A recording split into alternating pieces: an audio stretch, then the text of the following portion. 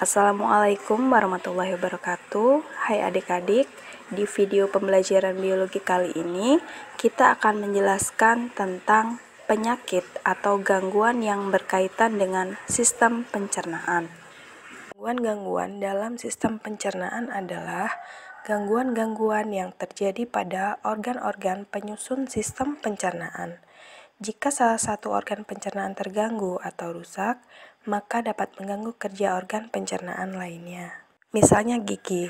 Ketika gigi berlubang, makanan yang dimakan tidak akan bisa dicerna dengan baik secara mekanik untuk mengubah makanan menjadi halus seperti bubur.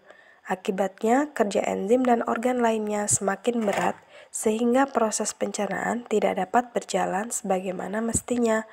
Begitu pula ketika organ pencernaan lain terganggu, maka akan berpengaruh terhadap kerja organ pencernaan yang lain. Berikut akan dijelaskan macam-macam gangguan dalam sistem pencernaan beserta penyebabnya. Gangguan pada mulut, gigi berlubang, yaitu kerusakan jaringan keras gigi yang disebabkan oleh gigi yang kotor sehingga terbentuk plak. Jika plak tidak ditangani, akan membentuk karies dan menyebabkan gigi berlubang. Penyebab lain yaitu makan makanan manis berlebihan, mulut kering, dan penggunaan obat-obatan. Karang gigi yaitu timbunan plak dan zat kapur yang bereaksi terhadap air liur yang disebabkan oleh kuman yang memakan sisa-sisa makanan yang menempel pada gigi dan sela-sela gigi. Penyebab lain yaitu karena keasaman pH air liur. Xerostomia yaitu produksi air liur yang sangat sedikit. Penyebabnya karena dehidrasi, mengkonsumsi makanan kering, efek samping pengobatan, atau penggunaan obat-obatan. Kanker lidah yaitu mutasi atau perubahan DNA pada sel-sel sehat di lidah karena merokok dan konsumsi alkohol yang berlebihan.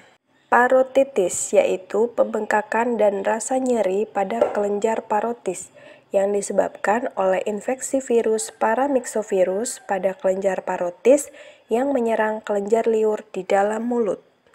Esofagitis yaitu peradangan pada lapisan kerongkongan yang disebabkan oleh reflux atau naiknya asam lambung ke kerongkongan, alergi makanan tertentu, infeksi virus, jamur atau bakteri, dan pengaruh obat-obatan. Gastritis yaitu peradangan mukosa lambung yang disebabkan oleh cairan asam lambung yang berlebihan. Kolik yaitu lambung terkejut yang disebabkan oleh makanan pedas atau asam.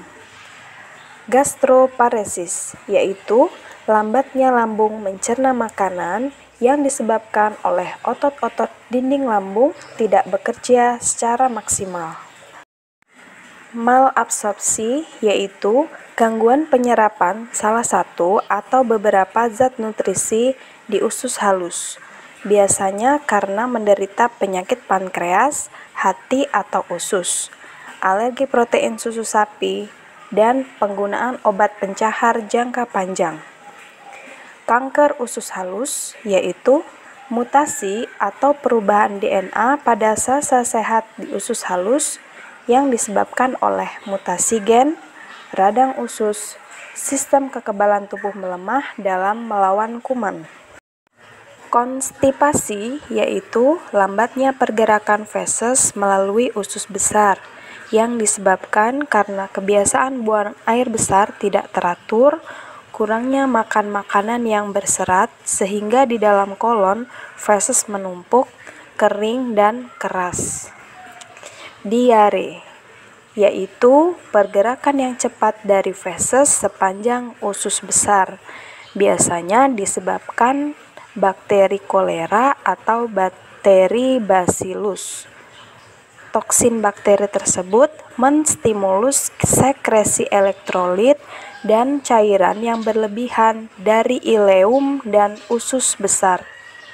Toksin ini meningkatkan mekanisme pertukaran bikarbonat klorida dan menyebabkan jumlah ion bikarbonat yang sangat besar untuk diekresikan bersama ion natrium dan air.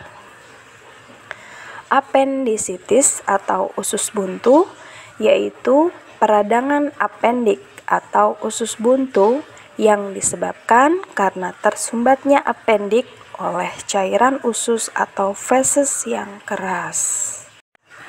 Pankreasitis yaitu peradangan pankreas yang disebabkan karena konsumsi alkohol atau disebabkan karena terhambatnya tonjolan vateri akhir saluran pengeluaran pankreas oleh batu empedu. Penyakit kuning yaitu kondisi di mana kulit dan mata menguning. Penyebabnya yaitu kadar bilirubin atau pigmen empedu dalam aliran darah melebihi batas normal, yang disebabkan karena adanya kelainan sel atau radang pada hati. Perlemakan hati yaitu penumpukan lemak di sel-sel hati yang disebabkan karena obesitas. Hepatitis toksik yaitu kondisi di mana organ hati mengalami radang, bersifat kronis, bahkan dapat berujung pada gagal hati. Disebabkan karena paparan senyawa kimia beracun seperti obat, suplemen makanan, dan zat-zat kimia lainnya secara berlebihan tanpa anjuran dokter. Liver terkait alkohol yaitu kondisi di mana organ hati mengalami peradangan, pembengkakan hingga sampai pada tahap sirosis.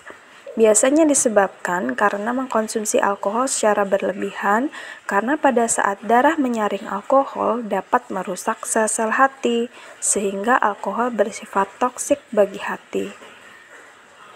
Hepatitis yaitu peradangan pada hati karena infeksi virus.